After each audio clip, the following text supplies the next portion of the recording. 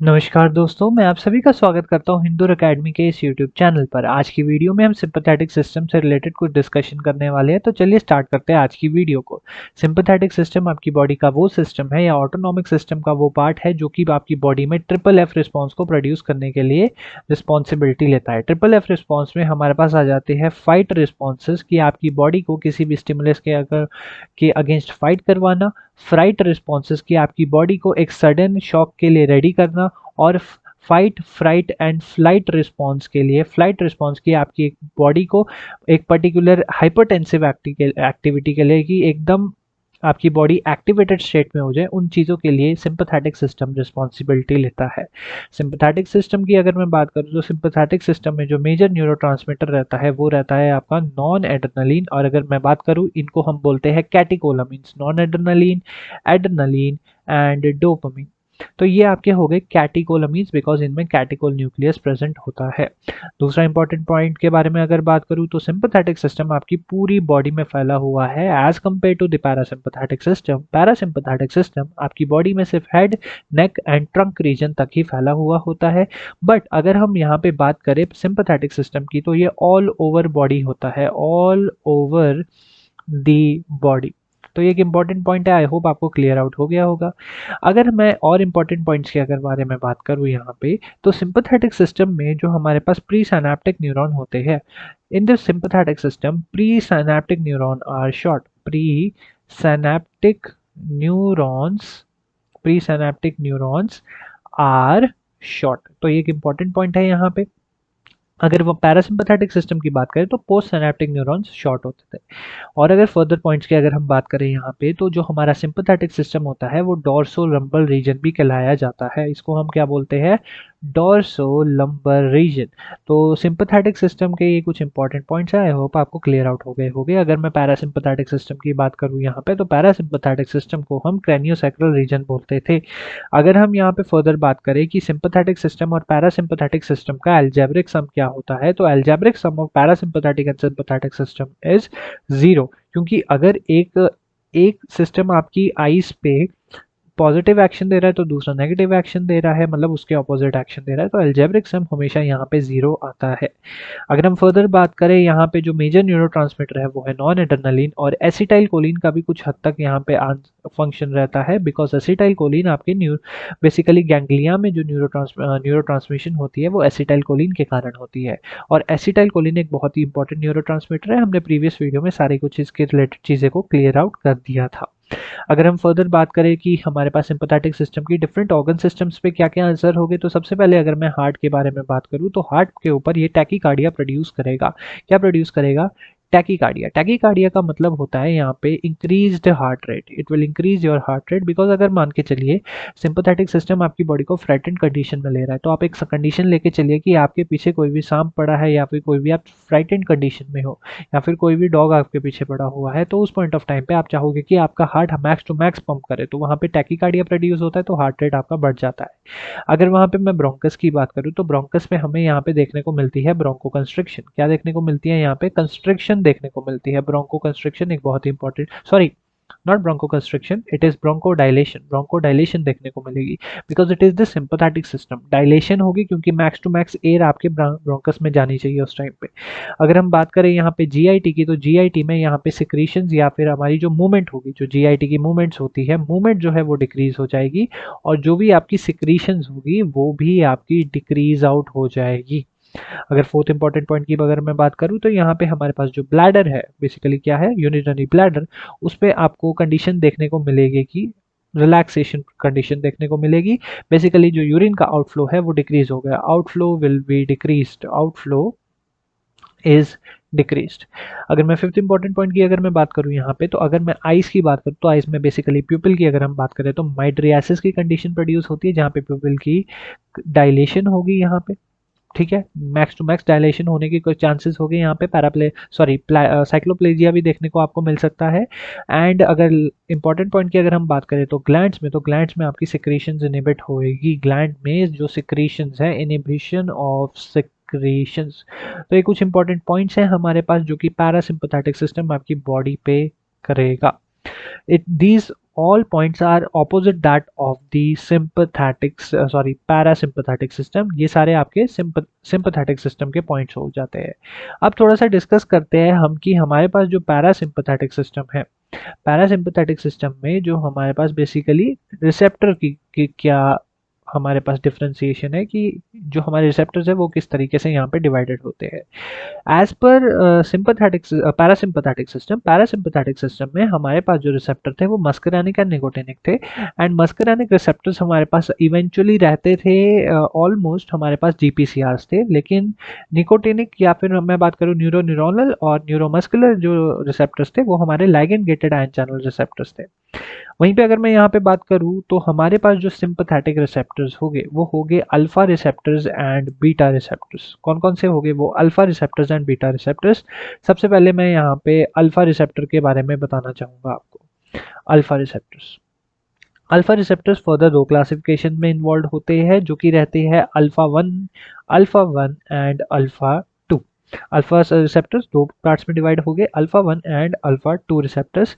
जितने भी sympathetic system में आपके रिसेप्टर्स हो गए, alpha receptors and beta receptors, both receptors R G protein coupled receptors. अब वो डिफरेंशिएट हो सकता है कि कौन सा IP3DAG पाथवे को फॉलो कर रहा है और कौन सा साइक्लिक एम्प पाथवे को फॉलो कर रहा है। जनरल फार्माकोलॉजी अगर आपने पढ़ी होगी तो कुछ बेसिक टर्म्स यहाँ पे मैं टर्मिनोलॉजीज को यहाँ पे आपके सामने क्लियर आउट कर देता हूँ। अगर मैं यहाँ पे बोलूंगा कि GS स्टिमुलेशन हो रही है तो वो साइक्लिक एम्प पाथवे होगा, CAMP पाथवे। और साइक्लिक एम्प पाथवे में भी साइक्लिक एम्प की कंसंट्रेशन बढ़ी जाएगी।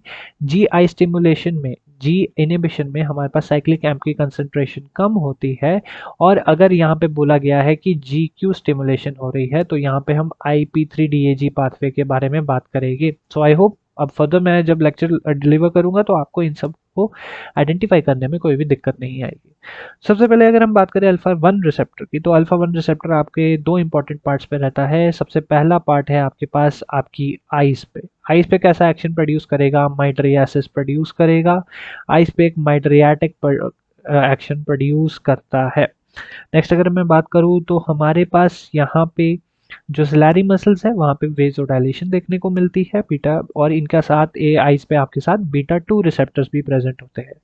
नेक्स्ट अगर मैं बात करूँ यहाँ पे तो ट्रिग्नोल मसल्स जो हमारे प्रोस्टैटिक यूरेथ्रा में प्रेजेंट होती है, यूरेथ्रा की अगर मैं बात करूँ तो यूरेथ्रा पे भी हमारा अल्फा वन रिसेप्टर प्रेजेंट रहेगा और ये यूरिनरी आउटफ्लो को डिक्रीज करेगा, मीन्स यूरिनरी रिटेंशन की कंडीशन को प्रोड्यूस करेगा। अगर मैं अल्फा टू रिसेप्टर की बात करूं तो ये प्री साइनेप्टिक क्लेफ्ट में प्रेजेंट होते हैं। They are present in presynaptic cleft. So एक इंपॉर्टेंट पॉइंट है यहाँ पे, so that's why they are also called as the autoreceptors of this class. So I hope आपको alpha receptors clear out हो गया होगा। अगर हम नेक्स्ट बात करते हैं बीटा रिसेप्टर्स की। बीटा रिसेप्टर्स की जो डिस्ट्रीब्यूशन है और क्लासिफिकेशन है वो थोड़ी सी वाइड रेंज हो जाती है as compare to those of alpha receptors. अगर हम मैं बीटा की बात करूँ तो beta one, we have beta one receptor, we have beta two receptors and also we have beta three receptors. These are the three most important points right here. Let's discuss out. सबसे पहले हमारे पास है beta one receptor. Beta one receptor आपके सबसे important part heart पे present होगा। Heart पे प्रेजेंट है means it will produce tachycardia.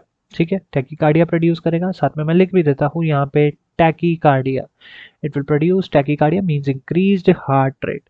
It will be present in your kidneys in juxtaglomerular cells, JG cells में present होगा। रेनिन की concentration को बढ़ाएगा, रेनिन की secretion को बढ़ाएगा जिसकी वजह से BP की increase होगी, means renin secretion। Renin angiotensin RAS system आपको पता होगा, तो उसमें से हमारे पास यहाँ पे रेनिन की सिक्रेशन बढ़ा के हार्ट रेट पे इसका असर होगा, टैकीकार्डिया प्रोड्यूस करेगा। नेक्स्ट अगर हम बात करें हमारे पास जो बीटा टू रिसेप्टर्स है, बेसिकली इंपॉर्टेंट यहाँ पे आ जाते हैं बीटा टू रिसेप्टर्स आपके पास सबसे पहले यहाँ पे हो गए ब्रोंकस पे प्रेजेंट हो गए। ब्रोंकस पे बेसिकली अगर मैं बात करूँ तो ब्रोंकस पे ब्रोंकोडाइलेशन प्रोड्यूस करेंगे। क्या प्रोड्यूस करेंगे? ब्रोंकोडाइलेशन। इसलिए हम इन ड्रग्स को सिम्पैथोमाइमेटिक ड्रग्स को हम देते हैं in case of Asma treatment. आस्मा की ट्रीटमेंट में हम ब्रोंकोडाइलेटर्स देते हैं और वो ज़्यादातर क्लास में हमारे पास ड्रग्स रहती है सिंपैथेटिक सिस्टम की। अगर मैं फर्दर बात करूँ GIT में, तो GIT में कॉन्स्टिपेशन प्रोड्यूस करेगा because it will decrease the muscle tones and also it will decrease the movements in the GIT। अगर मैं फर्दर नेक्स्ट बात करूँ तो यहाँ पे स्केलेटल मसल्स या फिर ब्लड वेसल्स पे आपकी वेजोडाइलेशन होगी। यहाँ पे ब्लड वेसल्स पे आपकी किस तरीके से देखने को मिलेगी, यहाँ पे वेजोडाइलेटरी एक्शन देखने को मिलता है। अगर फर्दर और इम्पोर्टेंटली बात करें तो लिवर पे भी बीटा 2 रिसेप्टर प्रेजेंट है, तो लिवर पे ग्लूकोज की प्रोडक्शन करेगा। एक इंपॉर्टेंट पॉइंट है यहाँ पे, आप इसको प्लीज ध्यान से समझ लीजिएगा कि लिवर पे यहाँ पे ग्लूकोज प्रोडक्शन होती है। क्या प्रोडक्शन होती है? ग्लूकोज की, because your body is in triple F state, it will require energy. So that's why आप खुद भी एक जनरल नॉलेज की तरह से या फिर एक सेंस ऑफ ह्यूमर के साथ समझ सकते हैं कि जब आप भाग रहे हो तो उस पॉइंट ऑफ टाइम पे आप अपने सेल्स को बोल रहे होगे कि यार मेरे को मैक्स टू मैक्स एनर्जी दो, ताकि मैं मैक्स टू मैक्स इस खतरे से भाग सकूं।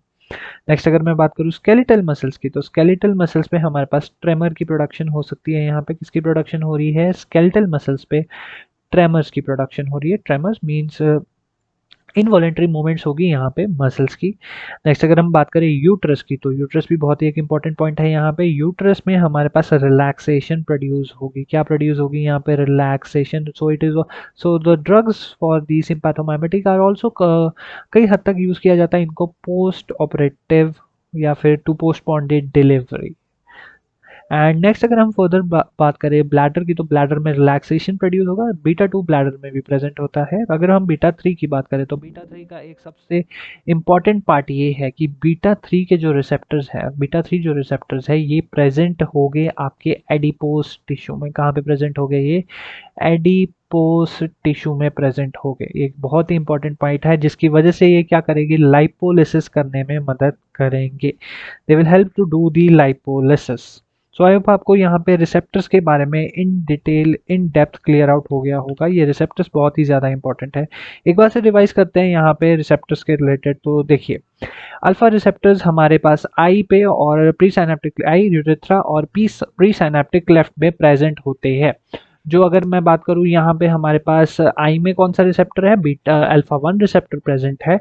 अगर हम फर्दर बात करें अल्फा 1 और कहाँ कहाँ प्रेजेंट है? अल्फा 1 आपके यूरेथ्रा में भी प्रेजेंट होता है। अगर हम बात करें अल्फा 2 की, तो अल्फा 2 रिस्पॉन्सिबल है प्री साइनेप्टिक लेफ्ट में, उसकी प्रेजेंस देखी गई है। अगर हम बात करें यहाँ पे बीटा रिसेप्टर्स की, तो बीटा रिसेप्टर्स जो है आपके वो basically beta 1, beta 2 and beta 3 receptors है। बीटा 1 जो रिसेप्टर्स है वो आपके हार्ट पे प्रेजेंट है, जेजी सेल्स पे प्रेजेंट होते हैं। हार्ट और जेजी सेल्स पे प्रेजेंट होते हैं। बीटा 2 रिसेप्टर की अगर हम बात करें तो ब्रोंकस पे ब्रोंकोडाइलेशन कर रहे हैं, जीआईटी में आपकी मसल्स जीआईटी की मूवमेंट्स को रोक रहे हैं and further they are also inhibiting the action और the release of enzymes, digestive enzyme. Blood vessels पे वेजोडाइलेशन देखने को मिलती है, लिवर पे ग्लूकोज प्रोडक्शन देखने को मिलती है, स्केलेटल मसल्स पे हमें ट्रेमर प्रोडक्शन देखने को मिलती है और यूट्रस में हम रिलैक्सेशन देखने को मिलती है। तो इसलिए हम यूट्रस पे to postpone delivery we use the sympathomimetic drugs.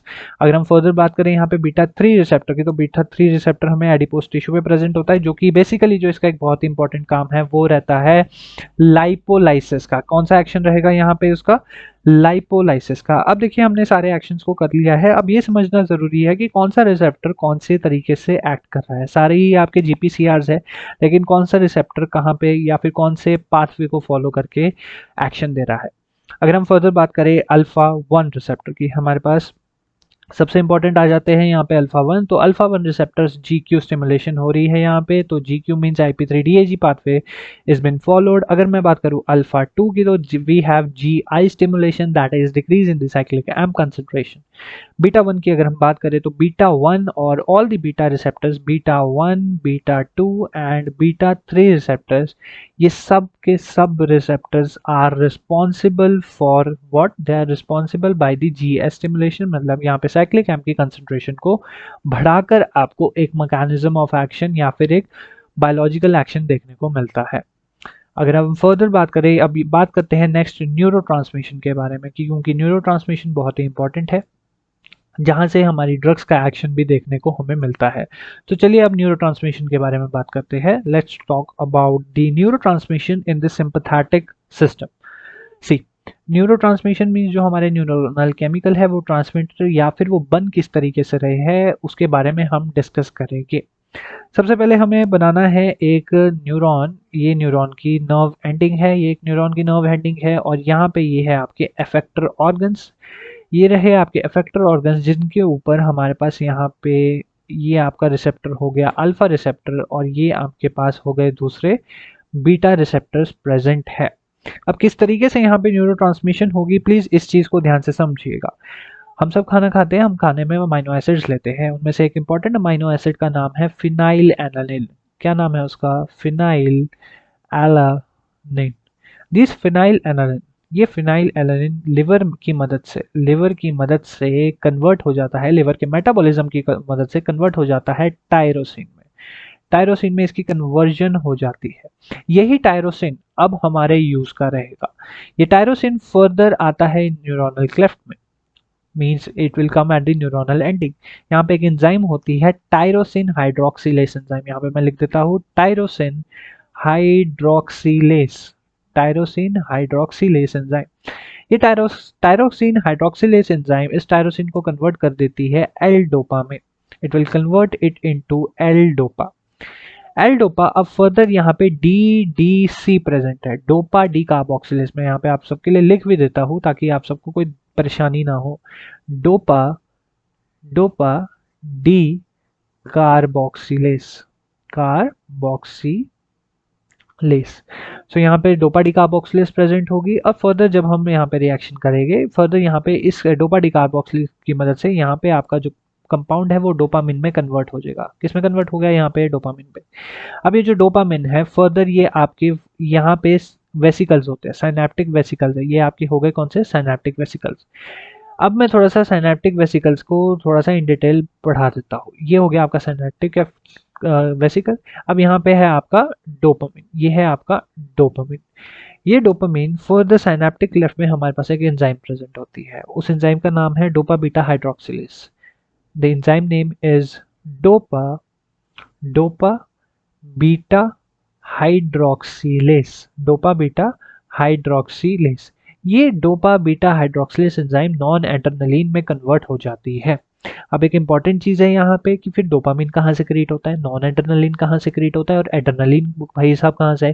क्योंकि सर आपने तो 3 न्यूरोट्रांसमीटर्स बताए जो कि कैटेकोलामीन्स थे। कौन कौन से थे वो? अगर आपने स्टार्टिंग से देख रहे हो तो वो है, एक तो हो गया आपका डोपामिन, दूसरा हो गया आपका नॉन एड्रेनलिन जो कि मेजर है यहाँ पे, और तीसरा हो गया आपका एड्रेनलिन। अब इन तीनों में से ये भी बन गया, ये भी बन गया, लेकिन बन के गए कहाँ? देखो डोपामिनर्जिक जो हमारे सब्सटेंशिया नाइग्रा वाला रीजन है हमारे ब्रेन में, तो वहां पे आपकी डोपामिनर्जिक न्यूरॉन्स है, वहां पे डोपामिन का सबसे ज्यादा कंपोनेंट होगा। जो आपके नॉर्मल सिंपैथेटिक पेरिफेरल एरियाज है यहाँ पे हमारे पास, वहां पे नॉन एड्रेनलिन के कंटेंट की भरमार होती है। जो और एड्रेनलिन जो है वो डायरेक्ट आपको एड्रेनल मेड्यूला से मिलेगा। कहाँ से मिलेगा? ये एड्रीनल मेड्यूला से। अब ये एड्रिनल मेड्यूला से मिलेगा। अब इंपॉर्टेंट चीज हमारे पास यहाँ पे तीनों न्यूरोट्रांसमीटर्स यहाँ पे बन चुके हैं। यहाँ पे ये न्यूरोट्रांसमीटर्स है इस साइनेप्टिक क्लेफ्ट में। अब ये न्यूरोट्रांसमीटर्स कोई भी यहाँ पे सिग्नल आएगा, कोई भी सिग्नल आएगा, ये न्यूरोट्रांसमीटर्स इस साइनेप्टिक वेसिकल से निकल के ये आ जाएंगे इस साइनेप्टिक क्लेफ्ट पे। ये आ गए हमारे पास इस साइनेप्टिक क्लेफ्ट पे। अब सबसे पहले इंपॉर्टेंट चीज ये समझने वाली है, यहाँ पे आके जो भी आपका न्यूरोट्रांसमीटर, अब हम नॉन एड्रेनलिन की बात करें तो ये इन रिसेप्टर्स पर अपना एक्शन देके कोई, क्योंकि ये जीपीसीआर है, ये फर्दर अपना कोई भी एक्शन प्रोड्यूस करेंगे। वो एक्शन क्या क्या हो सकता है वो हमने प्रीवियसली अभी डिस्कस कर लिया। अब यहाँ पे ये जो साइनेप्टिक क्लेफ्ट है, ये वाला जो एरिया है हमारे पास, इस साइनेप्टिक क्लेफ्ट में हमारे पास एंजाइम्स होगी। ठीक है, एंजाइम्स होगी, या फिर मैं बात करूँ यहाँ पे कई सारी चीजें होगी। और उन सारी चीज़ों का काम क्या होगा? उन सारी चीज़ों का काम होगा कि नॉन एड्रेनलिन को ज़्यादा देर यहाँ रहने ना देना। और वो कौन सी एंजाइम्स होगी? ये होगी Comte, COMT and Mao enzymes, MAO। अब ये देखिए कॉम्ट और माओ के बारे में थोड़ा सा यहाँ पे डिस्कस आउट कर लेते हैं। सबसे पहले करते हैं कॉम्ट एंजाइम के बारे में। COMT, कॉम्ट एंजाइम का मतलब हो गया कैटिकोल ओ मिथाइल ट्रांसफेरेज। इसका मतलब हो गया आपके पास catechol catechol O methyl catechol O methyl transferase. ये रिस्पॉन्सिबल है आपकी कन्वर्जन के लिए या फिर break down of non adrenaline. It is responsible for the break down of the non adrenaline, जो कि बनाता है मेटानेफ्रिन, या हम नॉन एड्रेनलिन को नॉर एपिनेफ्रिन भी बोलते हैं, और दूसरे नाम से उसे हम बोलते हैं मेटानेफ्रिन, और नॉर मेटानेफ्रिन बनाने में रिस्पॉन्सिबल होगा। तो ये क्या बनाएगा आपका? ये बनाएगा nor, it is NOR, nor metanephrine normetanephrine, और अगर एड्रिनल वाले एरिया में हो गई है तो यहाँ पे हो गई आपकी मेटानेफ्रिन। क्या हो जाएगी ये? मेटानेफ्रिन। ये जो डोपामिन वाला कंसंट्रेशन मैंने आपको बताया, ये पार्किंसन में बहुत ज़्यादा काम आएगा, वहाँ पे इन डिटेल इसके बारे में डिस्कस आउट करेंगे। अगर वहाँ पे बात करें हम मोनो अमाइनो ऑक्सीडेज एंजाइम की, तो मोनो अमाइनो ऑक्सीडेज एंजाइम हमारे रिस्पॉन्सिबल है यहाँ पे इन सब की ब्रेकडाउन के लिए। MAO enzyme, mono mono amino oxidase और मोनोमाइनो ऑक्सीडेज के इनिबिटर, ये दो टाइप से होती है आपके पास, इनके इनिबिटर्स भी होते हैं, वो ड्रग्स के बारे में बाद में डिस्कस करेंगे। पहले मोनोमाइनो ऑक्सीडेज ए और मोनोमाइनो ऑक्सीडेज बी। जो मोनोमाइनो ऑक्सीडेज बी है, that is highly present in your central nervous system, and monoamino oxidase A is highly present in your peripheral system. So I hope आपको sympathetic system in detail clear out हो गया होगा। Next for the upcoming videos में हम 2 lecture videos और लेके आए, 3 lecture और वीडियोस लेके आएंगे इस पर्टिकुलर टॉपिक से, and after that we will try to discuss some MCQs related to this topics that will be helpful for your pharmacist exam or any of the your pharma competitive exam preparation. Thank you so much for watching. Till then, keep enjoying and keep smiling. Thank you so much.